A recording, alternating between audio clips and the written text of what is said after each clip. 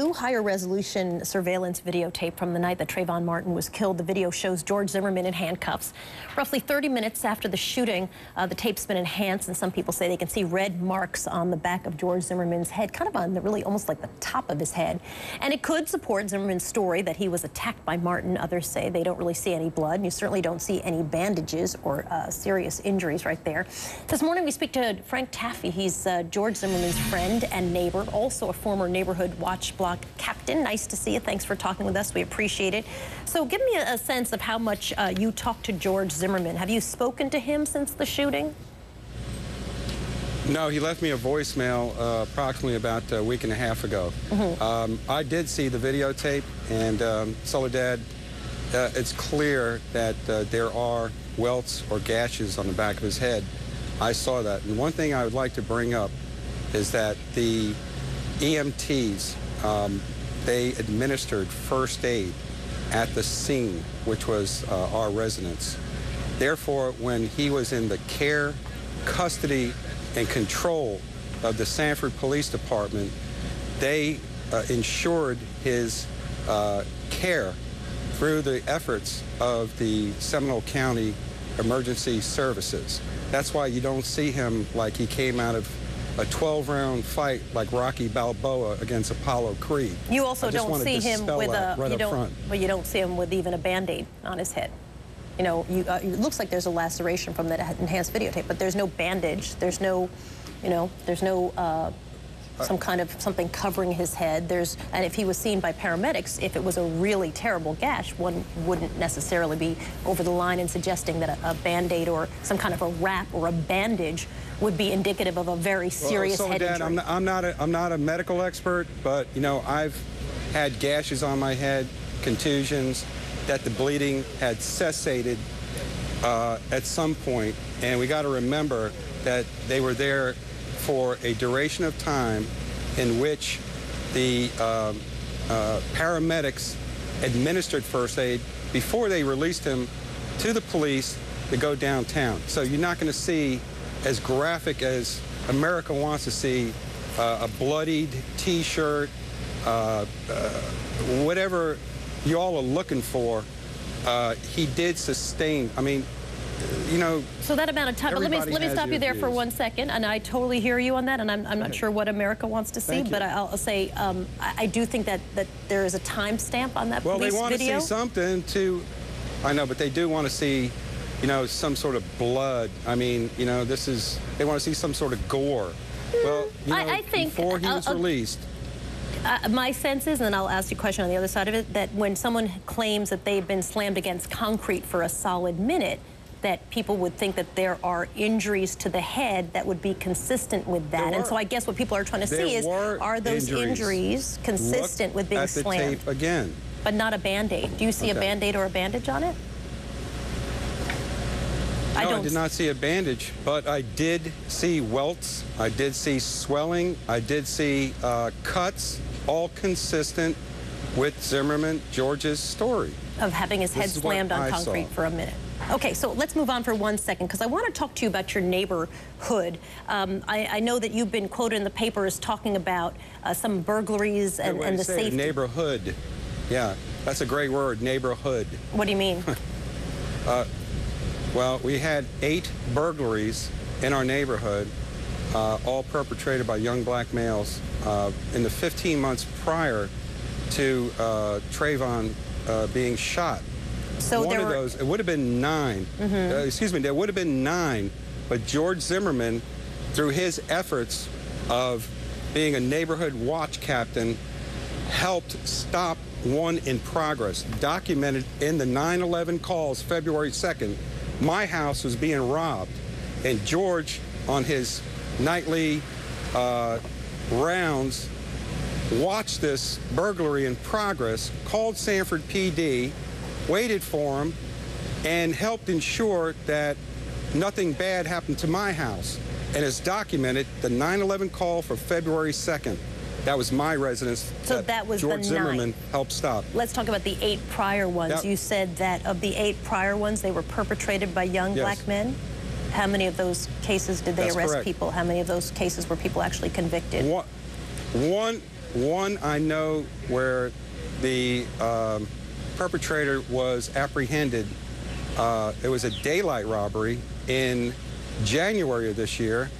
The young black male went in during the daytime, just 2 houses down from where my place was. And he was apprehended 5 days later by the Sanford police on a tip from the general repair folks that were working on our homes, who watched the whole thing go down. So it sounds to me like you're saying that it made sense to you that George Zimmerman would be fearful of young black men. No, it would be consistent that the perpetrators were all of the young black male ID.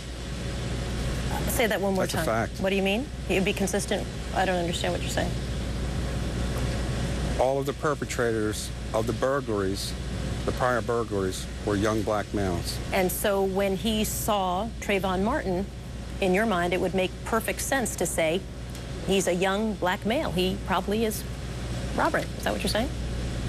Well, you know, there's an old saying that if you plant corn, you get corn. I don't know that saying, so I'm going to have to ask you to tell me what that means. If you plant corn, you get corn. What does that mean in this case? It is what it is. It is what it is.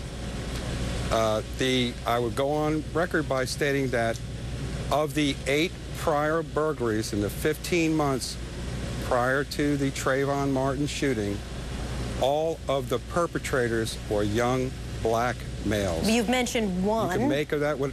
One that you're talking about in your particular case of your house, and then you mentioned one other. Right. So far, I think you're talking about 2 men, which I'd have to then confirm. But my question for you is, I'm trying to connect the dots to what that means for that night and that shooting. Are you saying that because there was a sense that young black men... I used the phrase that no... Right, but no disrespect to George Clooney, but it was a perfect storm. Meaning that, what? All the ingredients were set up. You know, the prior burglaries were committed or perpetrated by young black males. Mm-hmm. George was on his rounds, and it was, first of all, Soledad, it's a tragedy, okay? I'm not condoning the use of the lethal weapon in this case. Let me just out that. Secondly, it was just a perfect storm that all of the components were there for this tragedy to transpire. Hey, Frank, this is Will Kane. Can I ask you a quick question? With that knowledge that you're sharing with us right now, that you'd had 8 previous robberies, by your definition, by young black men, had you at your neighborhood watch meetings talked about this? Had you guys paid particular attention to that and said, let's be on the lookout for young black men in the neighborhood? I'm sorry, can you repeat that again? What you just shared with us, was that something of discussion within your neighborhood watch and your meetings? Did you guys talk about, we have been robbed 8 times in the past 10 months, or had robberies by young black men, we need to be paying attention? No, young black men were never the topic of discussion. Right. It was just the fact that we had been robbed. Can I ask you? It was never brought up that one. Huh? I'm sorry, Frank, let me ask you one other question. You said this, you were quoted in the New York Times talking about these burglaries. You said this, you said they were Trayvon-like dudes with their pants down. So I think part of that means with baggy pants. That's a misquote from the New York Times? I never said that. Yes, it is. Okay.